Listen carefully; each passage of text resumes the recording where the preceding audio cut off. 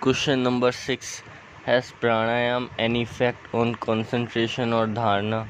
We have noted that prana is impulse and pranayam is the science of controlling of impulses by corrective methods, three-step rhythmic breathing, and by stabilizing a kind of check called disinfection chamber. The art of pranayam or the art of controlling impulses begins when in due course 5-2-1 rhythm is stabilized and section 2 is activated. Pranayam is achieved. When this is done, the mind stuff or chitta is not necessarily made to do the impossible practices of dharana or concentration. That is not made to stop forming pictures or associate different pictures, but it is made to create a high plus intensities. The steadier part of section 2 of the mind is then able to function, which in turn can easily hold one picture at a time almost indefinitely. Question number 7. Is Kundalini a very important nerve like vagus? And if not, what is it? All nerves of the sympathetic and parasympathetic have to be abide by their rules, carry impulses both ways. Some may be more important and some less. The vagus may be the most important, but Kundalini is not a nerve, it's a force. A nerve is a vehicle for conducting blood of force or impulse. Vagus could be the nerve for the Parmeshwari to flow through, for the basic resultant intensity to flow, but vagus is a nerve only, and Kundalini is Shakti or psychic energy. Shakti, when it is very high plus or minus, forces the way up the Sushumna. If not high, it is sleeping or coiled, goes up the Ida and Pingla, and we call the sleeping Kundalini a low resultant intensity. When it is high, it is called the awakened Kundalini or high resultant intensity. The Vagi are two important vehicles for conducting such forces, plus or minus intensities.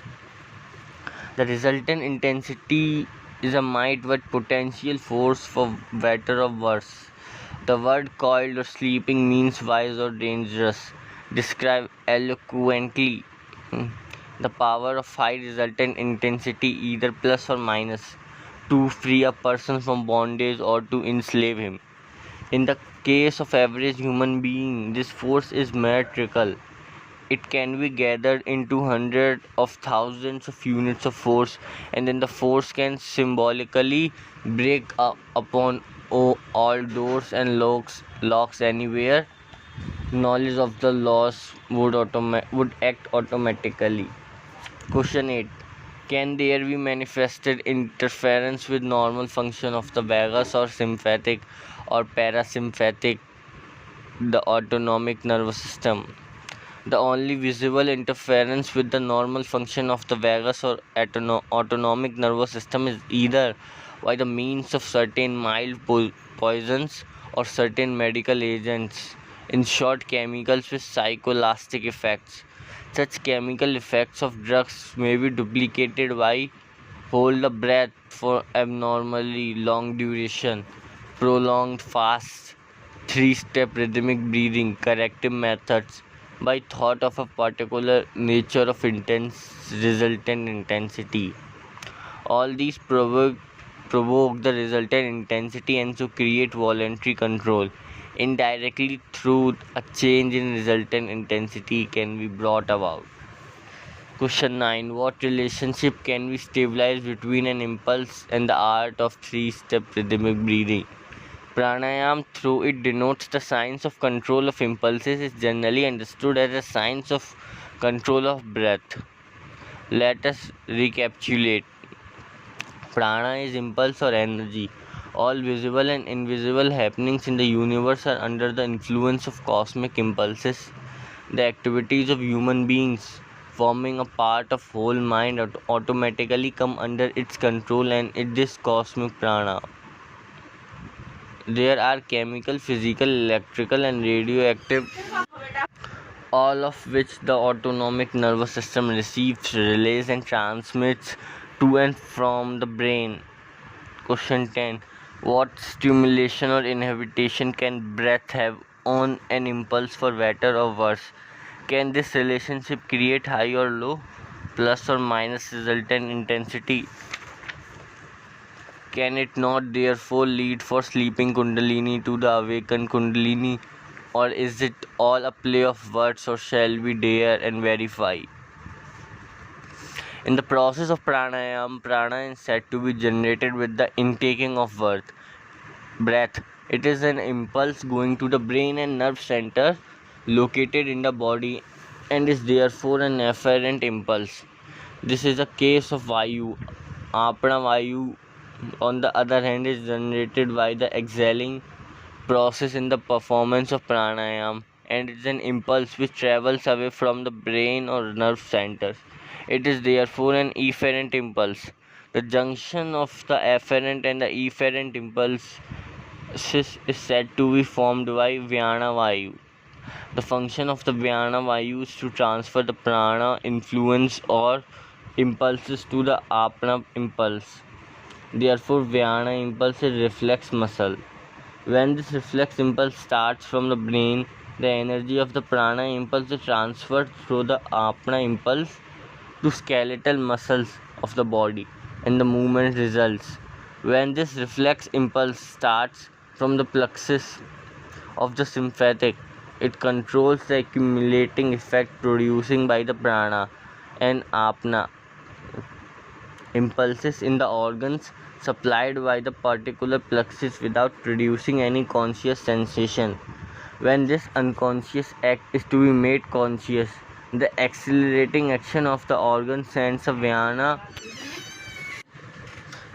When this unconscious act is to be made conscious, the accelerating action of the organ sends an Vyana impulse to the spinal cord, which ascends the posterior part of the Brahmarandra where the thalamus is situated, and finally reaches the cortex of the brain where consciousness is manifested. The ascending acceleratory impulse is called the Udana. When the Udana impulse reaches the cortex, it stimulates it to start a controlling or inhibiting impulse back to the excited organs which started the Vyana impulse. This is an efferent impulse. The ascending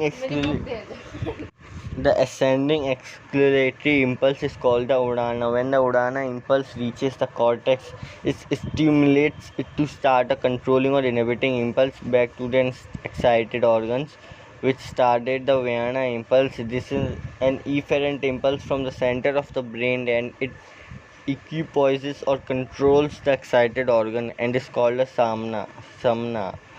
This impulse is to be made to pass through the parasympathetic portion, which their nuclei in the mid-brain and the bulb. It must be noted that through the autonomic nervous system is to large degree autonomous, there is still a dependence upon and a close relationship with the central nervous system.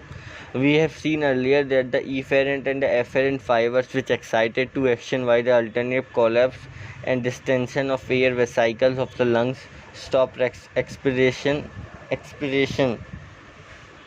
and produce inspiration and vice versa.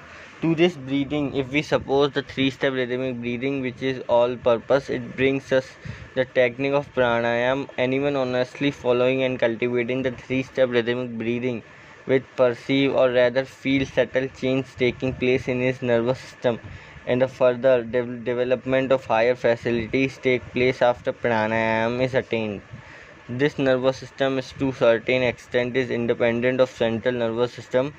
All the three sets of ganglia comprising the sympathetic chain with strands connected them together ultimately gain connection with the spinal nerves and pass through them and the blood vessels.